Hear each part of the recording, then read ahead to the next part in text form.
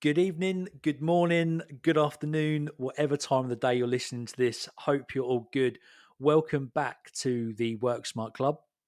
I think we're about 4 or 5 episodes in now, so hopefully I have your attention, which is awesome. So if you haven't listened to it so far, there was previous episode was with a friend of mine, Mark, who had a battle with cancer, and yeah, so if you haven't listened to that, just to encourage you to have a little look at some other episodes that are here. So who do we have tonight? So we have a friend of mine and a director of the company I work with, Anthony, goes by, and we have that conversation.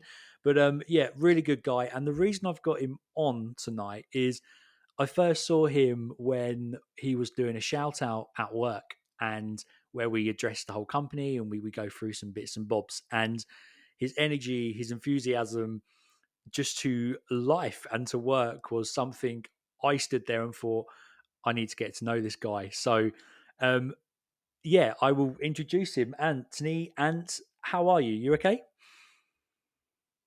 Hey mate, how are you? I'm very well, thank you. Thank you so Good. much for having me on, man. No, thank you. It's an absolute pleasure having you on, mate. And thank you for jumping aboard, really. So, is this your first podcast, isn't it? It is my first podcast. I listen to a lot of podcasts, and I've Yeah, listened to all your podcasts so far. And I'm loving hearing what I'm hearing. But yeah, first one I've ever done. Although brilliant. I'm quite ambitious to get into it myself. So interesting. Perfect. Perfect. Is it Ant or Anthony? Honestly, what do you prefer? So I mean, my name's Anthony. I'm. Yeah. Some people you're like, he's a Tony or he's not a Tony, and I'm definitely not a Tony, right?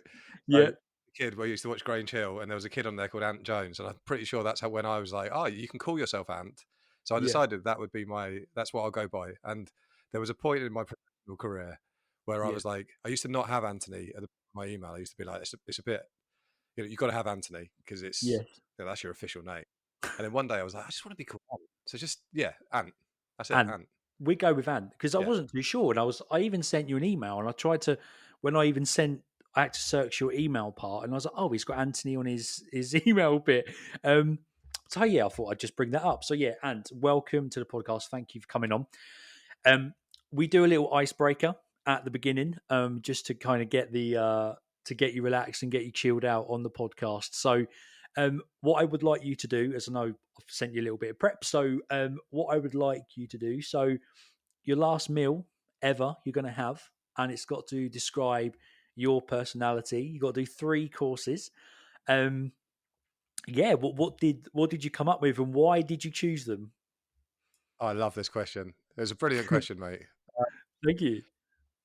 So you might be disappointed, but about a year ago, I turned vegetarian. So there's going to be no meat in this meal, I'm afraid, mate. I don't know if you're a vegetarian or do you eat meat? I am a meat eater, but I do like flavors and I do like to experiment in the kitchen. So I'm intrigued. All right. Well, you're going to get some good flavors. I love cooking. I love Yeah, eating. Really love kind of bold, kind of exciting flavors. And there's an ingredient that I discovered shortly after I went vegetarian. yeah. Because you've got to get that kind of replacement meat, right? Okay, And yes, I tried all the things that people, all the kind of veggie sausages and veggie this and veggie that. And in the end, I was like, I want it to be kind of pretty natural and good and not yes. too full of added stuff like that. So I discovered tofu, right? Okay, Now tofu is this like I thought it was a modern thing. I thought it was like corn or something like that, but it's not. It's an ancient, like 2,000-year-old ingredient, it's bean curd. yeah. It tastes rank on its own. It's Right. just the most plain, boring thing. But I do it with this like crispy, deep fried kind of outer layer, like a batter, and then you Yes, dip that in sweet and sour sauce. And so you have, for nice. starter, you're getting crispy sweet and sour tofu, and mate, it's zingy, it's exciting. It's like it's gonna set your taste buds going. Nice. You know, I like to think it's a little bit. It's got a bit of energy to it. I like to think there's a bit of me in that dish. Fair enough. Hopefully, I don't know. obviously, with the sauce, not on its If you like own, bold because flavors, you're gonna love it. yeah, yeah, because on its No, own, on you its said own, it's it's dull as rank. on its own. It's rank and dull as dishwater, mate. No one's going to enjoy it on its own. But you put a bit of flavour on the outside of it, and wow, yeah, you're going. Yeah, Um, I maybe maybe that reflects my personality. I don't know. No, no, it's a good start. It's a good start, and I do see it when I go pop up Lidl. I see it, and I'm like tofu. Like, what am I going to do with that? But maybe I Yeah, need, don't just be careful. yeah. Don't go in. Just yeah, do your research on that one. But no, thank you for the starter. Sounds incredible. Your main, Okay, mate. So I love, like I said, bold flavors. I love spice.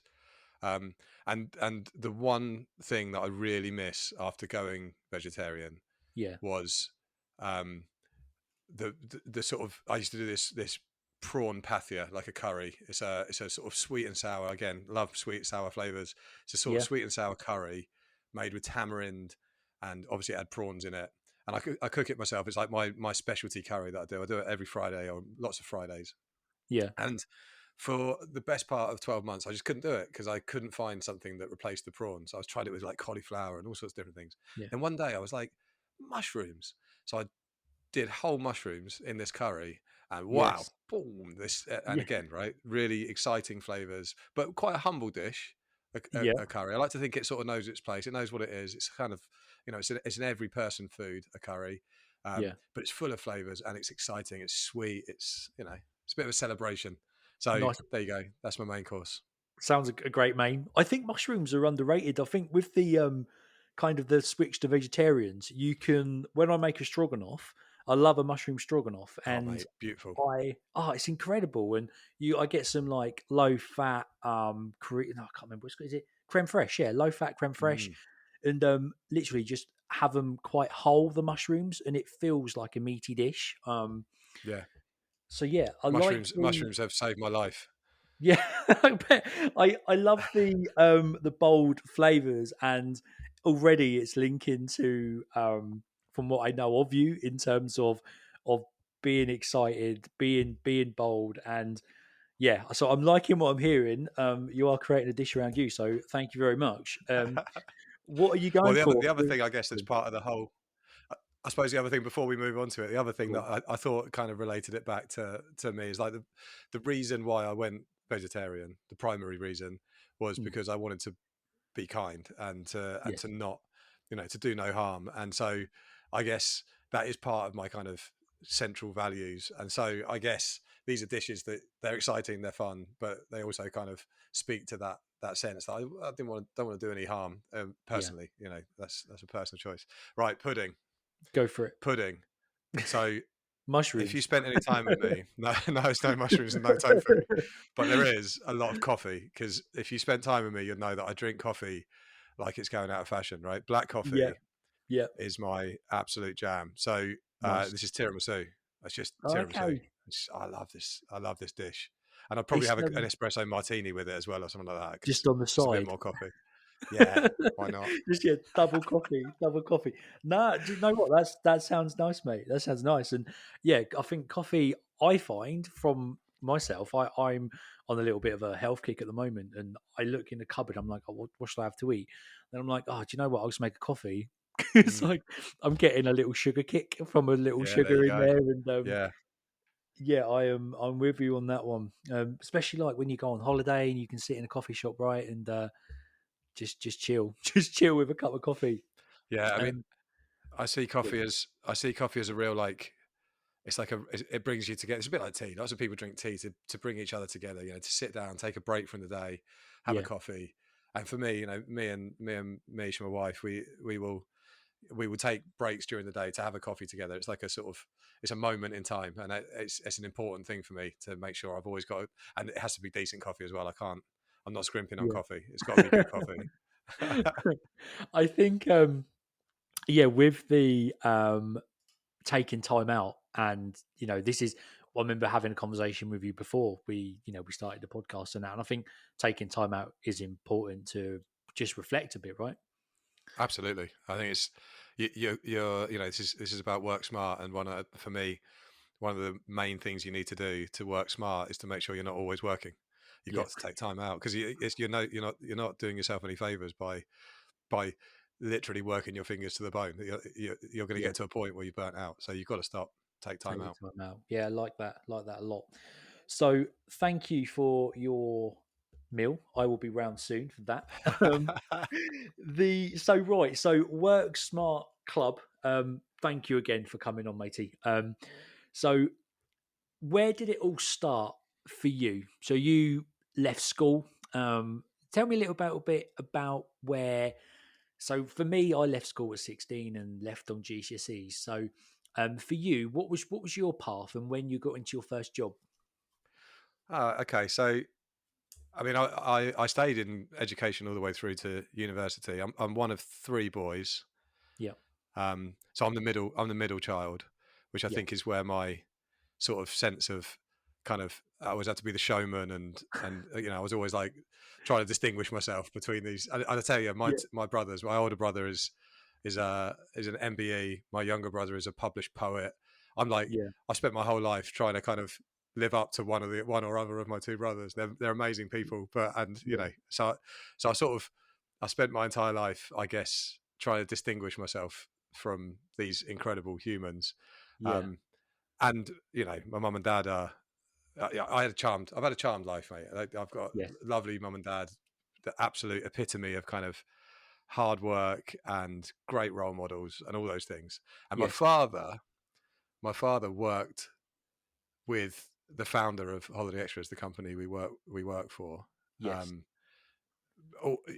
before he went and founded the company. So my father has known Holiday Extras has been in my family effectively my entire life. It's been part of mm, who I was, right? So yes. that's just a sort of background. I went to school, I got my A levels, went to university. I studied American studies because I didn't know what I wanted to study, and Okay. I quite like America. Yep, yep. That was the reason. Um, and I always wanted to go into publishing.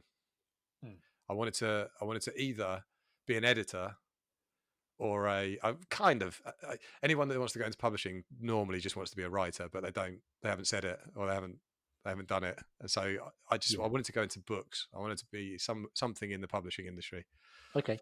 Um, and I ended up working in bookshops a lot. So there was a bookshop in my hometown, Folkestone, Yeah, that I worked in for many summers, like an idyllic job.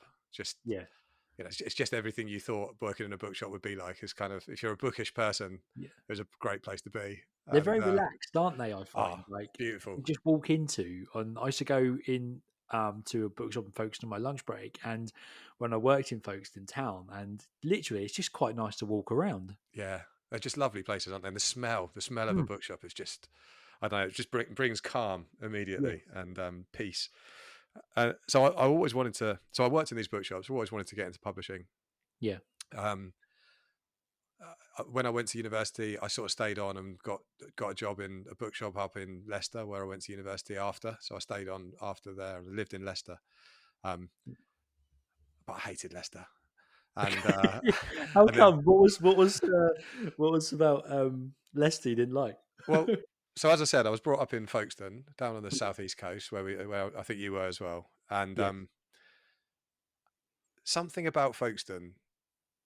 There was something about living by the sea that when I was looking for universities, I was like, I don't want to live by the sea anymore. I'm done with it. It's like okay, when I was a kid, when I was growing up, I always had this sense that like half of your opportunity was taken away from you because it was covered in water. So you can only go in one direction, right? And I was like, that's not yes, fair. I want to be somewhere where I can go anywhere I want. So I yeah. chose Leicester and it's genuinely true. I looked at a map and I was like, which is the furthest city from any coastline in the country? And Well, it was Leicester. So I went and had a look, yeah, and I really wasn't that interested. Honestly, I was into sort of partying and having fun. So I really yeah, didn't care. I just wanted to go to university to have all the fun. And yeah, yeah. so I picked Leicester. And man, what a mistake it was! Because as soon as I got there, I was like, God, I missed the sea. I think there's definitely a sense of community in Folkestone, which is nice. Oh, it's incredible. I Yeah, mean, yeah. yeah. So, and I totally resonate with you about being by the sea. I mean, I don't think I'd like to move. I don't know about you, but yeah, definitely being by the sea it keeps you grounded. I think. Oh, nowadays, yeah. I mean, I've come full circle on that. I suppose the story that's where the story kind of really begins for me. Is I was Mm, in Leicester, I split up with a girl that yeah, I was sort of seeing, and I called my dad And I was like, Dad, can you come and pick me up? I want to come home. And he was, he got in the car and came and picked me up and brought me Yeah. home. And there I was on my mum and dad's sofa for, I don't know, probably about a week Yeah. before my dad said, right, that's it. You're done moping around. You're coming into work and you're going to pack some boxes. And so there I am. At this point, I was kind of like, I never wanted to be in an office. I never wanted to do that. I wanted to be in publishing. I wanted to be kind of creative and kind of go Yeah. and, you know, How old are you here, Anne? I'm what, 20 at this point. Okay. Yes. Um, I got long hair, sort of straggly. I'm a bit of a layabout. Yeah. Um, I got up to all sorts of nonsense that I probably shouldn't have got up to. And Hmm. and my dad said, come into work and pack some boxes. We got some brochures to send out. So I was like, Yeah. yeah, okay, fine. It'd be good to earn some money and get off the sofa and start doing some stuff. Yes. And so I go into Holiday Extras, and we were up in the sort of original founding building, and I'm Yes. there in this office packing boxes, and I overhear them talking about just in the corridor outside the room. They're talking about how they're going to revamp the contact center, or the call center as it was called then, or actually it was called the reservation center back then. They were going to revamp Okay. it, and it was Nice. going to turn from being um, just a reservation center where people phoned up to a sort of conversion. They were talking about, we're going to do conversion. We're going to convert bookings as opposed to just kind of helping answer questions. We're going to Yes. get bookings, and we're going to turn into a sales center. And I heard them say, we need team leaders for this. And so I'm in Okay. there packing these boxes up, and I thought, I might be up for that. Have a go at that. So I went and spoke to them in the corridor. I said, is that something I could apply for? And they said, yeah. Who are you? And what are you doing in this room? Yeah. Um, Yeah. Can you comb your hair first, please? um, yeah, exactly. Yeah, what are you doing here, intruder? Um, so anyway, I went for an interview and I got the job, and I've spent a long time since then wondering whether there was some kind of acute nepism at play that got me a job, and I might a bit of uh, Hmm. intruder syndrome, where you're like, am I really deserved of being there? Or did I Yeah. just get the job because my dad put me there? And I don't know. I was gonna ask you about this actually. What pressures did you have as a a 21 year old lad going into Holiday Extras, and where you got your team leader role? Yeah, What pressures was that like, having your dad's working high up in the company? How was that for you? Like, I mean, it must have been good for me. yeah, I'm guessing it probably helped my, if someone knows that one of the director's sons is working, I'm sure that that has a positive impact on the way they would view that person, right? I can yeah, imagine. yeah, Um, I never really felt it. I always felt that and frankly, I guess I just worked hard yeah, and did whatever I would do anyway, and yes, and used. I've only ever used my father as a mentor. I still do. He's yeah, long retired, but I still use him. He's still a mentor to me, yes, um, and it's still that's a really important part of what makes me who I am, is yeah, having mentors like him. So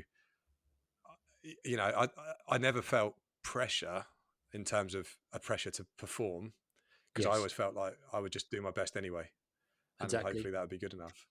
Yeah, fair Um, enough. it's interesting, I meant to say earlier, the tofu thing. There's another thread there. Like, this is a 2,000-year-old ingredient that I thought was brand new, and actually it turns out the things that kind of there's a lot to be said for leaning on what's come before. Yeah, People often go for the new, the brand, the flashy, the new, and actually, I think Mark said it in your last podcast, the first episode, your last guest. He was talking about kind of the old guard, and then him coming in, and he was this sort of a newer face, and kind of what that brought. yeah, Um, he mentioned about the old guys would sit and wait for their machines to warm up, and you'd just go in and start working, yeah, and probably and, and ruffle up some feathers, right? yeah, and I think that's, I can see that I could hear in what he was saying. I could understand where he was coming from. I think Hmm. um, I I've never had to sort of compete in that way, I guess, with an old guard. but I've always had the benefit of it's a terrible thing to call them, the old guard, but No, yeah, I get I've it. always had the benefit of the wisdom of our kind of forefathers to help, or the wisdom of people that have gone before to help us deliver great things. And so Yes. I've always kind of benefited from it. It's a very roundabout answer to your question there, mate. Sorry about No, that. no, no, no. So I think it's interesting. I think it's because I think it's interesting to talk about for pressures that you know may have had from because I never realised that you're from talking to you that your dad was one of the worked higher up and what Yeah, pressure that brings, and I think everyone senses their kind of an expectation from their dads at times, especially just in general, and for you at work, and then thinking, oh god, I've got to work. But you summed it up quite nicely in terms of you just going to go in as a new guard and start working hard, and you work hard to the tasks that you have, and just learn from that anyway. So your yeah, own success, yeah, exactly. And we were so I get this job as a team leader. I'm one of this first batch of team leaders, Hmm. and it's interesting. I did a stint on the phones, sort of answering calls before I went into that, and so I Yes, sort of learned how to convert a booking and how to. These are all things that we still do to this day, as you know, yes, and then I had to sort of step into this leadership role within that, and I had to. It was a golden opportunity. No one had done it before, so I was able to sort of forge my way through it. And don't forget, I'm a 20-year-old kid who was a couple of weeks ago sitting on a sofa, and but I loved this yeah, opportunity, and I really enjoyed working with people and leading a team and yes, achieving targets. And I did it for probably about a year, yeah, and then one of the guys in our we used to have to do a lot of we still do you still do when you're on the phone, you had to talk to other teams a lot, and one of the teams yeah, I used to really enjoy talking to were the commercial team, the guys that do the buying and selling the buying of all the products that we end up selling to customers. yes, And I used to really enjoy interacting with them, and I used to really I felt really at home with those guys. And then one day one of them contacted me and said, an opening coming up for a trainee, fast track trainee, product, I okay, think product manager was the title. yeah, um, and the job would be going out, speaking to hotels, speaking to car parks, speaking to lounges, speaking to all of our suppliers, and doing deals, getting contracts, and making them available so our customers could buy them. yes, um, which just sounded brilliant to me. I thought, like, this sounds awesome. Uh, so I went for that job, and I was fortunate enough to get it, and then began these years of just incredible hard work, like really, really hard work, yeah. up and down the motorway, meeting people, driving back and forward all the time, How was doing that? deals. Was that was that quite mentally or quite physically draining in terms of like a not David Brent, going up and down the country, but that must have been quite draining. There's times when I look Mm. back on it now, and I think, I used to go to Manchester, drive from, we're down in the southeast of England. I used to drive to Manchester, Yeah, do 4 contract meetings, and drive back, and I'd be home by, I had small children at the time, and I was, I was doing up houses and all sorts of different things at the same time. But you're yeah, full of energy, right? yeah, You know what it's like. You've buzzing. done it, and Yeah, so it was tough. And when I look back on it, I was like, wow, how did you fit all that in? Like, as a old man now, I'm like, oh, I need my slippers and a nap before I could even think about jumping in the car. But um, yeah, I mean, I loved it. It was brilliant. We were doing deals and creating great products and yeah, getting brilliant margins and doing all the sort of things that, and it kind of mattered to me at the time. It was a really energetic environment, and we were really it felt like we were yeah, building something. We built like a London program. We built a European program. We did lots of sort of stuff that I think is still part of our DNA today, and that's why yeah, I'm really proud of that stuff. for sure, for sure. So commercial. So he's in the commercial team. What was next for you? Yeah, so it got to a point where um, I suppose I started to. There's an element of there's a bit of commercial that doesn't really match my kind of way of being. I'm quite. I'm quite enthusiastic. I'm quite Yeah. friendly. I like to have good relationships with people. I like to kind of develop good relationships. Yes. And there was a moment where I sort of realized, actually, to do this job really well, you've also got to be pretty tough at times. You've got to be able to sort of negotiate quite hard Yeah. and put a stake in the ground and say I'm not willing to move past this thing. And I suppose I became a bit disillusioned with that part of it. And at the Yeah. same time, I also got quite excited by the notion of how do we present our products to customers? How do we actually? I'm going out and seeing some of these amazing hotels. Like there's a hotel in Stansted that used to have a tower up in the middle of it. I don't know if you've ever seen this hotel. It has a wine tower, and Okay. to get a bottle of wine, you'd ask for it, and these staff members would put on like bungee cords, and they'd fly up to the top of a tower and grab the bottle of wine and bring it down. Incredible. I need to Incredible. see it. Yeah. I think they've taken it down now, but that's the sort of thing. And I was there doing a hard hat tour and seeing them build this thing, and they Yeah. would show me around it, and then I'd go and do a negotiation. But I was really engaged by that product. I was like, that is amazing. How can we explain that to a customer Yeah. in a way that no one else has done before? Or like, how can we merchandise the product so that we Yes. stand apart from what everyone else does? And it just became a bit of an obsession. And our now CEO Matt Pack sort of was getting quite into this as well. And when we spoke, and he just said, look, take time out of what you're doing, um, Mm. and just build a team around yourself, looking at the way we Amazing. merchandise products, which is Amazing. a dream. Right, I'm just sat there by myself, rethinking how we present products to customers. It was awesome. I think at the time, obviously, back then when you were doing that, the company was, not that it's not growing now, but when you was building these products, it was the company was just going from strength to strength, right? And such a upward projection, which you was That's right. involved Yeah. in that. Yeah, I mean, yeah, I was there for some. I've been there. We've been fortunate to be there for some absolutely brilliant kind of Yeah, years of growth, and long may they continue. After a absolutely. little blip, eh?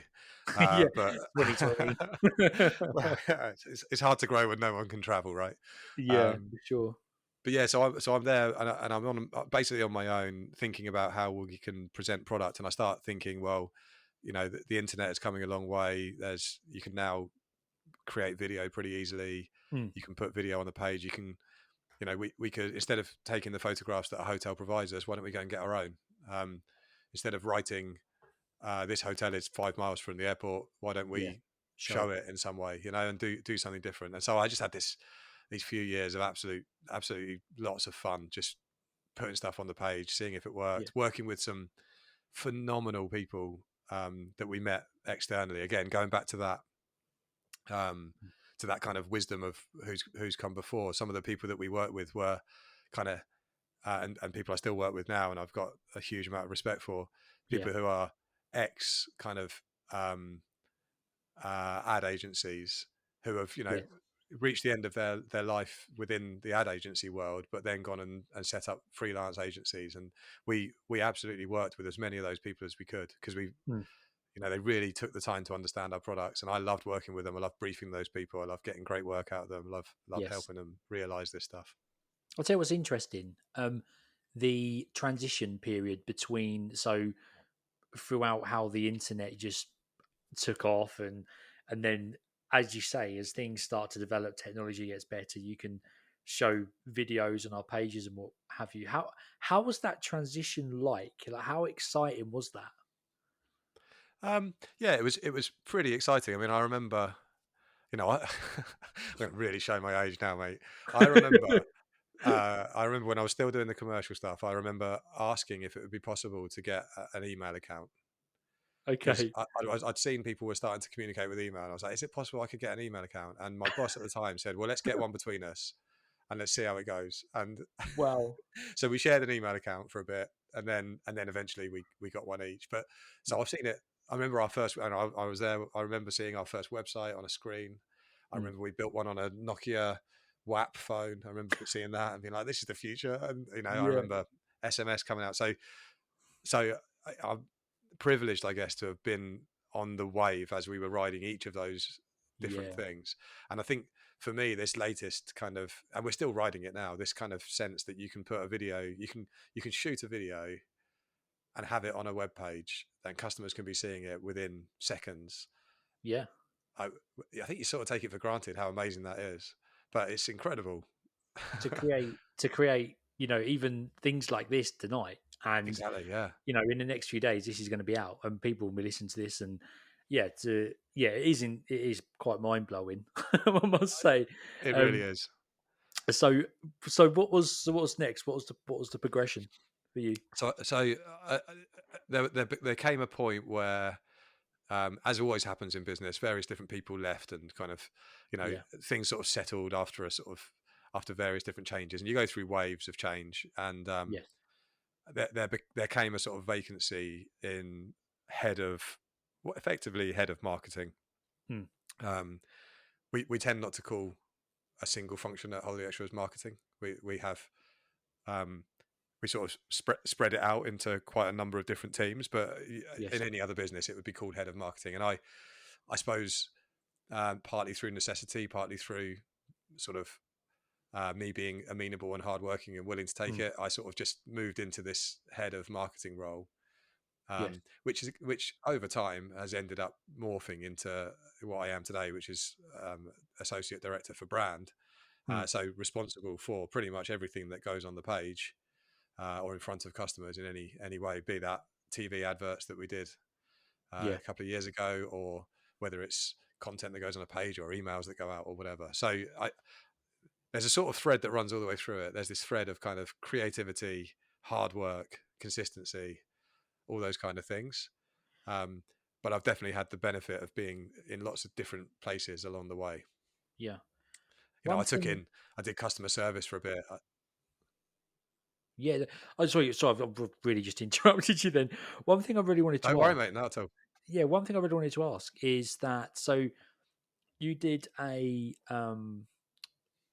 went to university and done American studies, and for anyone listening who maybe hasn't, I'm trying to say, with the fact that you didn't have, say, like a marketing A level, Mhm. and say you didn't go into marketing, what advice would you give to people out there now who don't have a marketing degree, um, or and are looking to push themselves into that role, or they see a role that they like, and they don't quite have the bit of paper to back that up, if that makes sense? Yeah, that's really tough. It is really Mm. tough. I get it, because you can't get the experience until you get the job. You can't get the job till you got the experience, and you're in a bit of Yeah. a cycle. I'll let you into a secret though. I've never looked at, and I've employed a number of people, and I've had, I've got a fairly large team. I've Yes. never looked at the bit on a CV that says how many GCSEs or A levels or even degrees people have got. Yeah. I'm not that interested. Mm. Yes, you look at their past experience, but I would say that the things that you need to do well to get a job are, you need a good CV. It needs to look good. It needs to be well presented. It needs to be professional, and you know, c- demonstrate your sense of, accuracy, and how concise you are with your language, and, how well presented it is. If you're looking for a marketing job, to Yes. my mind, that piece of paper is your advert, and so Yeah. it should be the best it can possibly be. And so I would spend a lot of time on that Mm. document. Yes. And if you can get into the interview, then you just got to be yourself, and show that you're hardworking and consistent and diligent, and you listen, and you're good humored, and all those Yeah. things that I think anyone would want working for them in a job. Yeah, for sure. And yeah, there may come a point in which you're going to be saying, look, I don't have the experience to back up what I'm saying, but give me a chance. Yeah. And if you haven't got that, you're looking at entry level, of course. Yes. But I love entry level. I think I mean, I started at entry level in every job I've had, Yeah. and that includes jobs at Holiday Extras where I've moved sideways to move upwards. Yes. You, entry level is the right place to be, because you learn on the job. and Yeah. and you take that expertise and all those things you build on with you as you go through. I think that's important to, to a sideways move is absolutely fine, and Totally, yeah, to soak up as much knowledge as you can. yeah, And yeah, because it gives you the foundation, doesn't it, to where you want to be. And yeah, you hit the nail on the head. And maybe that's a question I want to find out is, from interviewing you, and and also to other people in that similar position where they see a position and they think, how am I going to get that? I ain't got yeah, any experience. I have that conversation with Robin a lot, and my other half, Robin, and it's like there's this position. It's like, have I got what have I got? I haven't got that to offer. mm. And it's interesting, how, for people to just go for it and yeah, get their CV up to date, get that looking good, and Yeah, one foot in the door. and that's right. And there's a lot of luck involved, unfortunately, and Yeah. right place, right time, and um, you know, I don't think it's that much different from like finding the house you want to move to or Hmm. finding your life partner or whatever. It's unfortunately there's a load of kind of there's a lot of a wing and a prayer involved in some of this, and you know it when you see it. Yes. And if you really want things in life, you know, a a lot of the time you can manifest that to happen. You can make it happen by and it's not, and at that point it stops being a luck, a lot of it, and it becomes just your hard work and patience and Yes. consistency and all those things. Like I'm big into consistency. It's super important. You've got to turn up every day and do the best you can possibly do. And Yeah.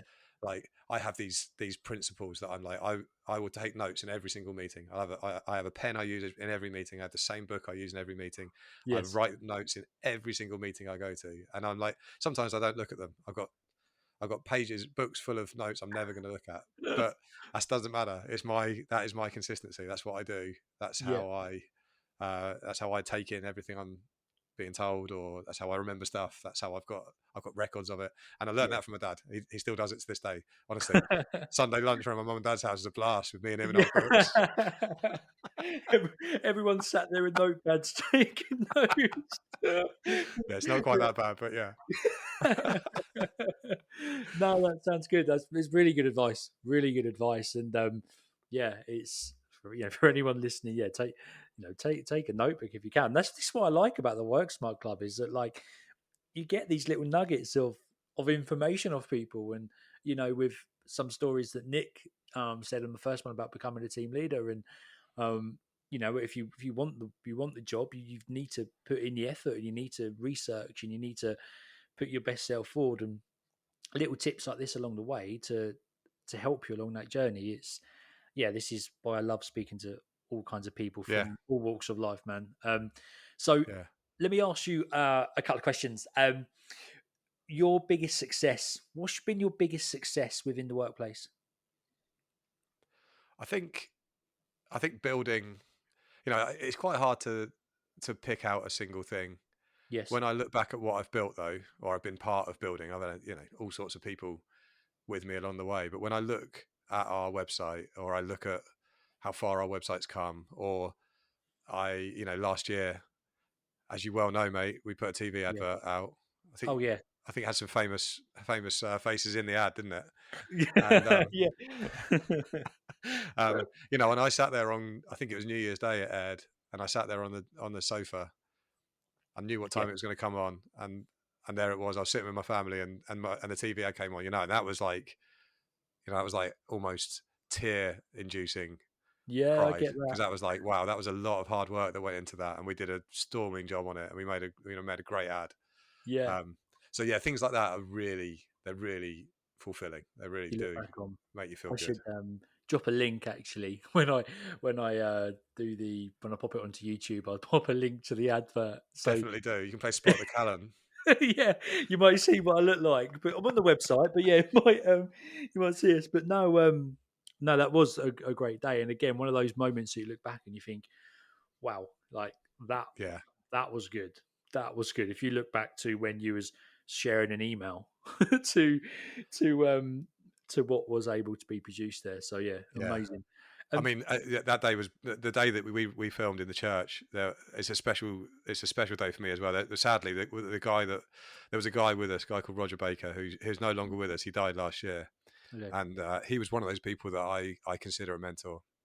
Yeah, Um, and he's done, he did so much for me in my career, and and a really lovely man, and you know, greatly missed. But when and that's another reason why there's photos of me and him on that day, and some of the you don't normally take photos of people that you sort of interact with at work, do you? But no, there's living evidence of our sort of our relationship, and I cherish that day in my heart a lot. no, it was yeah, there's been some really good moments, and yeah, amazing to hear, Yeah, amazing to reminisce actually, and just go and talk about those moments. Um, if you yeah. could put your arm around your 16-year-old self, who was looking at, universities and what have you, we're probably 18, but yeah, what advice would you give young Ant? Oh, that's a good question. Hmm, I think I'd say to him, go and carry on having fun because it's all going to be all right in the end. You're all, you'll calm down. You'll just enjoy what you can, and then don't stop enjoying. Don't stop playing. I took this advice anyway. Play is a hugely important part of my life as well, and I, without play, work is pretty dull. So yeah, I would say to 16-year-old Ant, just keep having fun. Make sure it's always fun. It's got to be fun. yeah. But our glorious leader says no fun, no point, and he's absolutely right. It's got to be fun. Do you know what? The amount of times I quote that Oh when man, I go, I go into work sometimes, and I'd be quite high energetic and probably not annoy people, but probably push people to an edge, and it would be, oh, no fun, no point, and then I'd be like, yeah. Callum, you've got to get on with your work, mate. I'm like, yep, yep, sorry, but yeah, no fun, no point.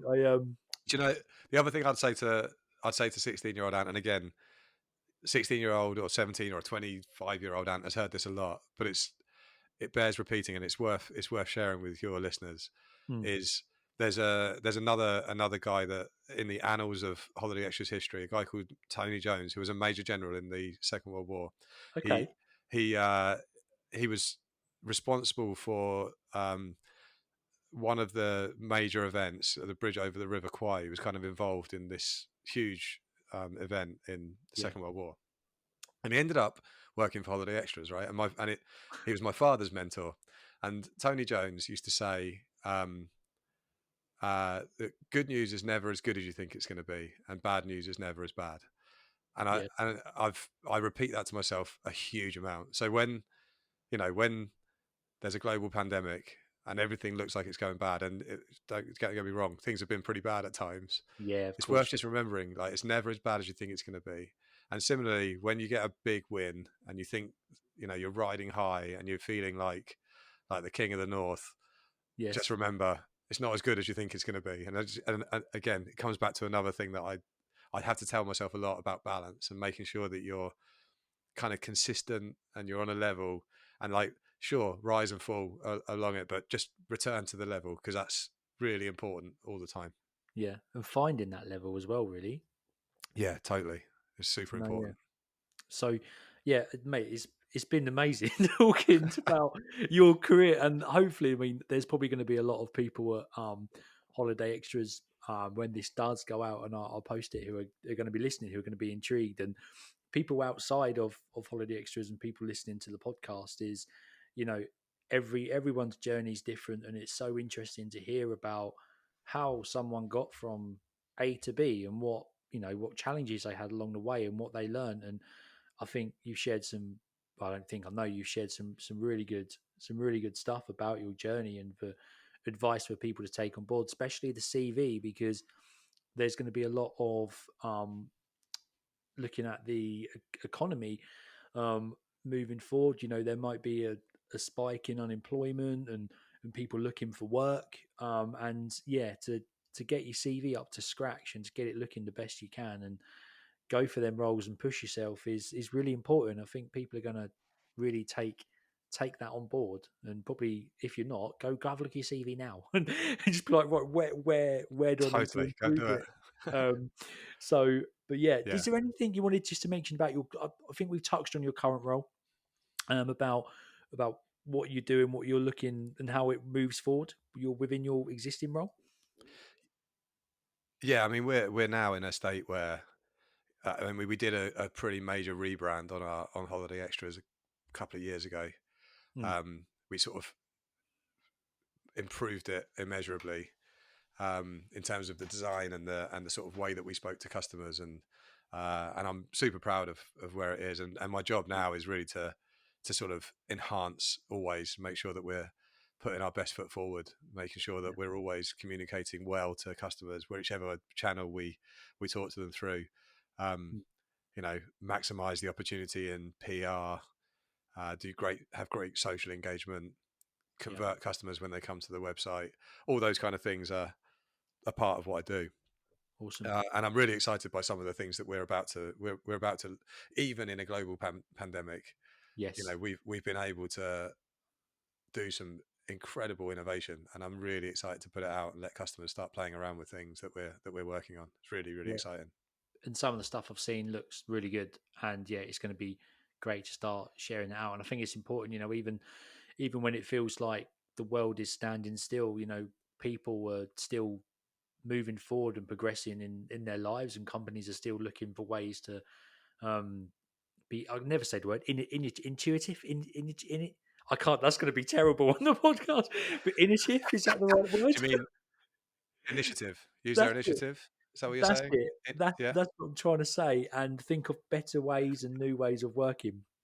Um, so yeah, amazing I mean, chatting it's with been you. really. It, oh, my pleasure, mate. Thank you so much. So we are going to. So this is the end of part one, and one thing that Ant spoken to me about was finding balance in work, like with your working life and your, outside of work life, and which is something that is going to be really interesting.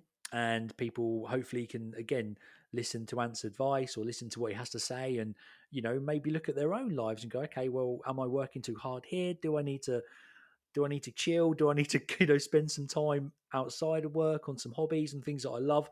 So this is going to be end of part one, and there will be so part one will drop first, and then a few days after, I definitely need to get some organisation with how quick the second one comes out.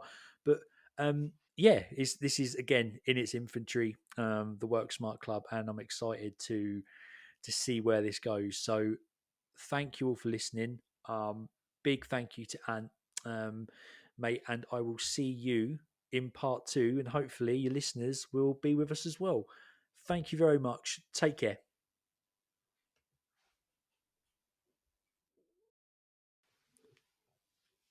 Hello, welcome back to the Work Smart Club. Hopefully, you have listened to part one with Anthony. This is part two, so it's quite nice. It just rolls on nicely from part two there, from part one even.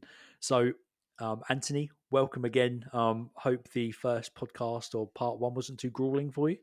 It was not. I ended it quite hungry and wanted a 3-course meal, but other than that, all So good. many mushrooms just like on the plate. So yeah, context. Go back and listen to part one.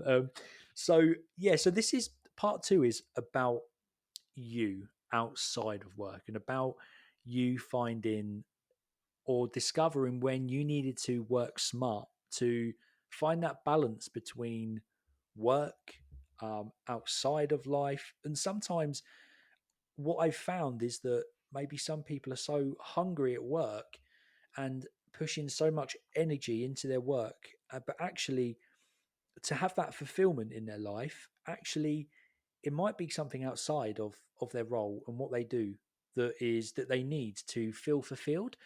And you mentioned earlier that you was a lot about balance, and you had that never stop playing, and I really liked that when you brought that up because um reading a book on Ali Law, who's a YouTuber, and he's quite a thrill seeking guy, and he is always up to mischief. And you touched a little bit on your kind of mischief, like up to something guy, and you never stopped playing. So honestly, I never know how these part twos are going to go. And I like to give you the floor to for you to have your voice. So what is important to you, and where do you find that work life balance? So it's a really good question. It's a broad question, this Cal. Yes, it is. Like, So and I like that. That's fine. And yeah, as I showed in part one, I can just keep talking. So do no, interrupt me if you've got a question. you're a pleasure, Um, mate. Don't worry. I so there's a few things that I think drive me in my life. I love my family. Um, my family is really important to me. Um, I like quite a small life. I like kind of just living quite simply, and Yeah, um, I love spending time with friends. The friends I've got are the people that I met when I was at school, and I've got quite a large group of friends that we've known each other since we were 10, and nice. so they're really important to me. Um, and I think just I said it earlier on, balance and finding a balance between all of the elements of your life to me has become a bit of a kind of it's become a bit of a kind of science and a bit of an art, Mm, and something that I don't think you can just let go and hope that it's going to just fall into balance.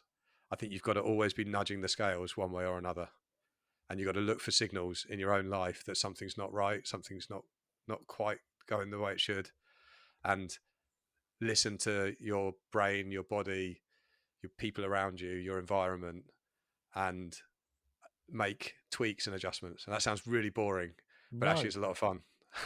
you you mentioned about signals. Do you have like a coping, it's not like a coping strategy, but you put those procedures in place in your head where you recognize you need to implement those signals, like where they flag Yeah, up and go right? yeah, definitely. I mean, I've also said earlier I work super hard, and I do. Yeah, I'm really serious about my work. I'm a fun person that loves enjoyment and having fun, but I'm super serious about my work. yes, Um, and I take pride in making sure I deliver the things I say I'm going to deliver, and that's really important to me to fulfill my obligations, make sure I stick to my promises, consistently demonstrate hard work. But you can't, and I also said earlier, you can't do that non-stop and never take a break, because if you do that, you will fail in what you set out to do. Because everyone needs to have a break. Everyone needs a way out of that. did And I've you? fallen into that trap before. No, yeah, that was just what. Yeah, did you? Yeah, what trigger? What point did you come to where you thought, "Whoa, I need to sit and think about my balance and my family life, my work life."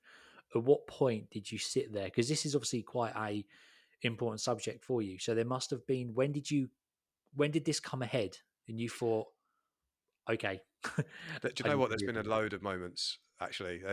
I think depending on what part of life is out of balance, because that's the problem. It's not always one thing, right? Yeah, So to give you an example, and one thing I haven't really mentioned is that my wife also works at Holiday Extras, as you yeah, know, yeah. and she and I roughly perform at the same level today. In fact, we definitely perform at the same level. And through our career at Holiday Extras, we've kind of moved ahead in the same sort of in parallel with each other. So we've always been as busy as each other. Mm, And that has worked really well for us because we're both, if we needed to work in the evening, there's an understanding there that means like, yeah, cool. If you need to do some work, that's fine. Sit down and do some work. that's really What nice. happened? It is really nice, but what did sometimes happen and still does to this day sometimes happen is one of us would say, I need to catch up. I've got quite a lot of work on. I need to catch up. I'm going to do some work. And the other one would Yeah, go, oh, I'll jump on and do some work as well then. And what you'd find is you'd be sat there on the sofa at like 1 a.m, still rattling through your emails or trying to figure something out. And I've I've had it where there were days on end where I would do that, and never grudgingly, never because I didn't want to. I wanted to do well. I wanted to succeed. I wanted to achieve. So I was always yeah, willing to do it. But there were definitely times where I thought I'm not really experiencing life outside of this kind of laptop on a lap going into Mm. the office, come home, give the kids some dinner, put them to bed, laptop out, and it became Yeah. a bit of a kind of, where's the joy, where's the fun, where's the play, and um, and nowadays I've largely fixed that, and I tell you how I've done it is because I don't let myself not play every single day. So Okay. one of the things I realized, and another thing I haven't said yet is like I'm a huge nerd. Uh, Yeah. and I'm really into like video games and board games, and Yes. uh, I've got this huge collection of board games. And what a lot of people don't realize is there's loads of board games that you can play by yourself, and it wasn't meant to be that way. I bought all these games to play with other people, but no one wants to play with me. So Yeah. nowadays I just play them on my own. Brilliant. um, Brilliant. but but they're a lot more fun than they sound, and I literally get withdrawal symptoms if I don't get a chance to just sit there and play. So there's always one set up on a table somewhere, and I just make myself go and play. I just make myself put the laptop down and say, "All right, I'm going to go and play a game." And do you know what? It's like this release valve that I realised was like, "Ah, that's okay. I feel like I'm in my happy place again." It sort of resets me, and I go back to sort of normality. So how did you Um, get into that? How did you get into my example of a solo game would be, I don't know, I'd stick Fortnite on, or or put Pro Evolution Soccer on, or something like that. But I'm always joined by someone. Someone will come on and go, "Oh, you're right, boy," and then all of a sudden, yeah, you're so that what what trigger is there to go? So how did you get into solo gaming, in terms of, because it's not like Xbox, is it? You play a lot of card games and it's board like card games games, and board stuff. games. Yeah. So um, I sort of got into it because yeah, so through necessity, right? So I buy all these board games because I thought it'd be a nice thing to do with my family. I buy a few board. Like I said, I'm a nerd, right? So I started I got in. I was really into gaming when I was a kid, and then you go through a period in your life where you sort of stop. And I became a bit of a wild child and stopped, a Yeah, bit of a party animal, and didn't play games because they were for nerds. And then I got to like probably about 35, something yeah, like that. And I was like, oh, you've forgotten who you are. And it became really important to me to sort of revisit some of the things that I felt were actually in the core of who I am. yes, And and so I sort of started to get some of these old games that I used to have out, and I realized how much fun I had with them. And so the way they work really, really quickly is normally a solo game. You're playing against the game. There's like an AI built into a cards or whatever. So there's a there's quite an ironic game called Pandemic, really famous game yeah. where you're fighting a global pandemic that is taking Quite place. And ironic now. exactly, exactly. Yeah. And Probably it's quite go on, yeah, go it's on. quite hard to play. It's quite difficult to beat. But the Yeah, game has a built-in um, artificial intelligence that will play. It's not electronic. It's all done with cards. yeah. But if you don't do what you need to do before the game beats you, then you lose, right? Okay, And yeah, so yeah, so there's always a winner. So it's basically a puzzle, right? yeah. And what I also realized when I started playing these games was how much I enjoyed puzzling something out, and actually that worked a part of my brain that there's a sort of creativity part of my brain that I really love. Like I really love creating great things, but there's also a really important problem solving part of my brain that I think I need to challenge quite regularly and and take out for a bit of a spin quite regularly. And if I'm not doing it with a board game, I'll probably get my laptop out and do it with work. And I didn't want to do that anymore, right? In the evenings. So See, I get really fascinated by, one, the question at the beginning of people's meals and how it reflects their personality and who they are, but also about your characteristics, because the creativity is within your role now, what you do. So you're always wanting to create something new, make something and create something that is engaging with your videos, with how the website looks, with the advert, and creating that next thing that's going to boom and going to be successful. And then you've got the problem solving, which is your probably managerial head and your work head that has to solve problems throughout what you do.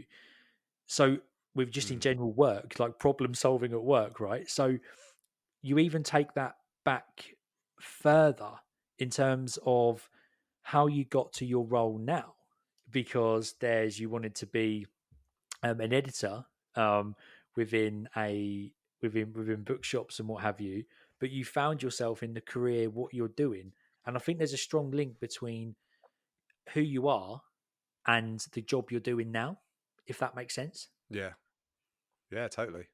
Yeah, Um, I think you're right. And I think the things that you do in your life pretty much define who you are, right? yeah, You can't be disassociated from what you are. And you know, you talked earlier about, for instance, the separation between kind of work and home.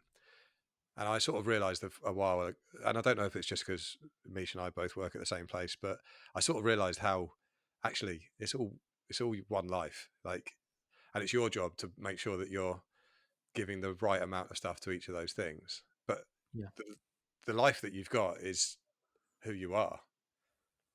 And so, yeah, yeah, of course, the sort of journey that you go on becomes the person that you are, yeah. or the person you are is driven by the journey that you've been on. So I think, yeah, it's like, so I don't want to take you off your momentum. I don't want to interrupt Go ahead. or yeah, but like I just think that it's something that the personal journey I'm trying to find on this, is your characteristics and a little bit of like the job finds you. You don't find the job because it's led by your characteristics anyway. Um, but yeah, Yeah, without I think going, I think you're probably yeah, right about that. Um, I think you'd know pretty quickly if you're in the wrong job, right? yeah, And I've absolutely, seen it actually. I've seen it with people that I've worked with, and I've had there's a couple of people that I work with right now that at one point they were floundering in the wrong job, and I remember looking at them and thinking like, how can we get you in the right job? And we got them in the right job, and yeah, man, they flourished, they flew, right? They then to this day they're very successful and popular, and they're not popular. They're doing very well. You know, doesn't matter whether they're popular or not, but um, they're a doing little very bit. well. So I think you're absolutely right, and you've got to sometimes you can shape the job you've got around sort of who you are and your personality, right? And other times you've got to open the door and go and find the right role for you and who you are. I For think I'm sure. fortunate to have a job that really, like you say, it's got a blend of kind of logical business problem solving and creative kind of delivery, which I just those two meet, and I love that. That's exactly Yeah. right for me. So I didn't want to take you too off your ball, too off of what your balance is, but I feel like it was just a little bit of a eureka moment in terms of finding out actually, who we are and why we do what we do, and Yeah, you again find the job finding you, and it's important that you. I can't remember who it was. I think it was Nick when he said I think about it was Nick that said that, wasn't it? Yeah, do what you enjoy, and then yeah, your job will you will just it won't feel like work, yeah. and yeah. So without digressing too much, what else do you do to find that balance in your life? So another thing right. Once again, I'm a nerd, Yeah, so I track a lot of things, yep, right? So for instance, I weigh myself pretty much every day, yep, and that tells me a lot, right? And because I say pretty much every day, if I'm not weighing myself, it's because I know I'm putting on a bit of weight. yep. All right. You said earlier on yourself that you're on a bit of a health kick, right? And I'm sure I don't know. I don't want to second guess you here, but I would No, imagine that if you're on a health kick, then you're someone that's conscious about your health, your well-being, your kind of for um, sure. how Every you feel about Friday, yourself. yeah, And I definitely feel that. And I've got this weight loss graph or this weight graph yeah. that's literally like it goes back probably 4 years, 5 years, and Okay. it's like a it's like the death throes of someone who's about to like have a heart attack. It's up and down, up and down. It's like Mountain range of exactly. Um, and I just can't get it. You know, that is something that I'd say it's the last bastion of my balance that I just haven't got quite right. I I really like exercise, like running. I really like looking after myself. I also really love eating, and I really yeah, love and sometimes I stuff my face and all those sorts of things. And But I suppose the point I'm trying to make is like, when you're doing bad things for your body, and let's make no mistake, some of it is like bad for your body. You shouldn't do it. Like you shouldn't eat rubbish food. Like, and Yeah. I'm Yeah. terrible at it. I do it all the time, and that you're like, your brain saying like, you're hurting yourself by doing this, Yeah. but you shouldn't, and you I shouldn't be, but you just do it anyway, and it's like, oh, what are you doing? Um, It's when you have a cheat day. It's when you have a cheat day when you are yes, weighing yourself and you think, "Well, and then it's just I don't know. In my head, it's a little bit of a wasted calorie at the moment when yeah, I do, and this is why I won't go and get a McDonald's on cheat day. I'll treat myself to a bit of lamb from Lidl, um, because I don't want to waste calories on a yeah. Do bit it of well crap. if you're going to do it. Yeah. Um, Yeah. but yeah. So why can I ask where that stemmed from? So Why do you track it? the reason I track it is because um, I feel like yeah, I know when I'm not when I'm at my least happy, Mm, or when I don't feel like I'm myself. It's because I'm not looking after my body very well often, yeah. or one is a symptom of the other. I'm not sure which way around it is. It's probably that I'm not looking after myself very well, and therefore I'm not feeling so happy, and therefore I'm putting on weight. Yeah. But it's always a signal. And I said earlier on, like you got to look for the signals that tell you that you're out of whack. And Yeah. like I don't always spot it, and that's why it's a big mountain range. But it's about a stone in that range. It's not Fluctuate. Yeah. between the top and the bottom. But Yeah. when I'm a stone heavier, I know that I'm a stone heavier. When I'm a stone lighter, I definitely feel good. I feel light and Yeah. free and stuff. So it's really important to me to make sure I'm always tracking that, and that when I can see the signals start to tell me things are, you're starting to go up, starting to creep up, then I can Mm, make adjustments, and I can eat better, and I can run more, and do all those sorts of things. yeah. Um, the trouble is, there is a demon inside you that says, "Oh, it's going up. Don't weigh yourself anymore." So you have to Yeah. sort of force yourself to do it. But It's um, until getting on the scales, right? Is the exactly, hardest thing. Is the yeah, first step to go right. I need to yeah. sort it out.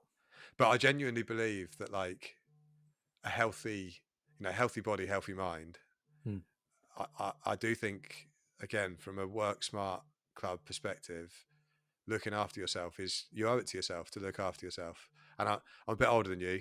I'm not an old man by any means. I'm in my mid 40s, but I definitely feel my age a little bit more than I did. yeah.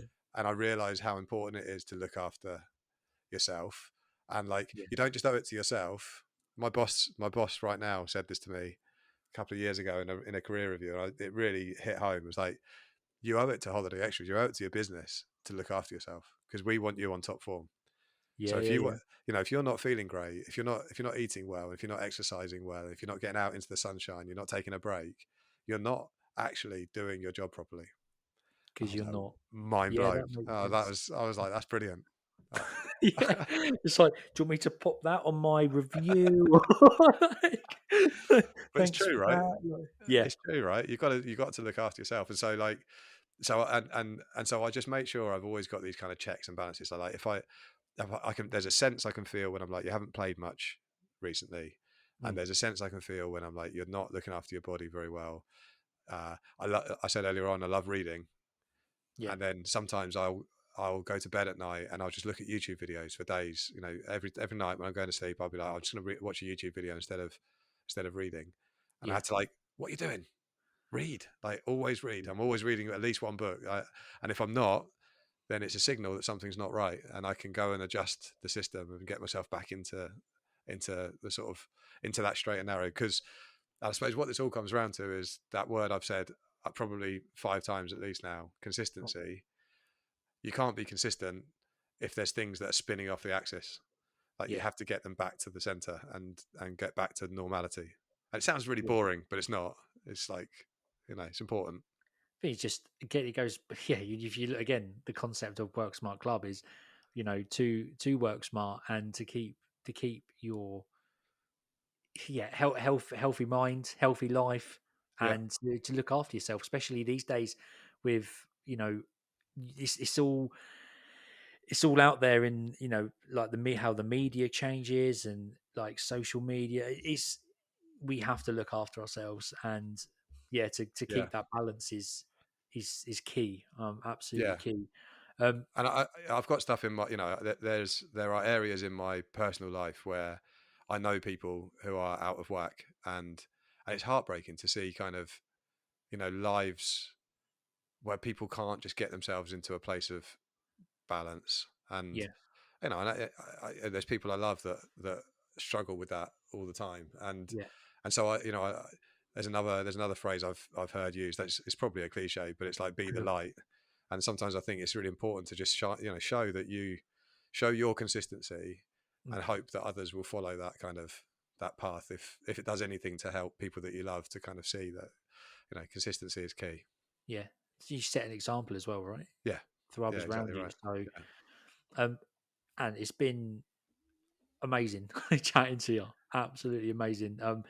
Is there anything else you wanted to add? Is there anything you wanted to plug? Is there anything you wanted to share before we wrap things up with you, bud? Because I could literally be here for hours chatting. So I'm Me too, culprit of actually. that. um, the only thing I want to say, mate, as you said when you were kicking this thing off, we've known each other a while, Mm. and I know how ambitious you are, and I know how much you want to kind of develop and grow, and I think it is testament to you that you've taken the time to get people um, to talk to you so that you can share kind of learnings with others. It's like it's a truly selfless act, mate, you should be very proud of what you're building here. It's really, really good to see.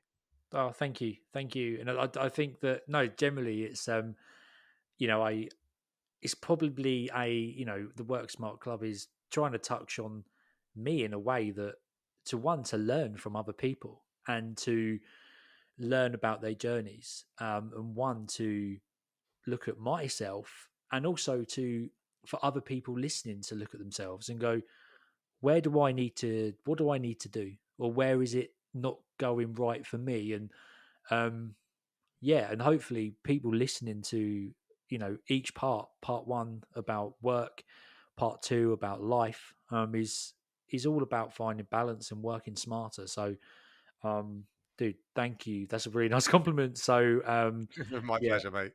thank you very much. So I'm going to wrap that up. Again, everyone for listening, thank you so much for coming on board. If you can, please like, share, comment below on YouTube. It just helps with the algorithm. If you can share it on other platforms, please go ahead and do that. If you feel like at any point throughout these podcasts that it's resonated with you and you thought, you know what, if it's going to resonate with you, it's going to resonate with someone else. So um, everyone, thank you so much for listening.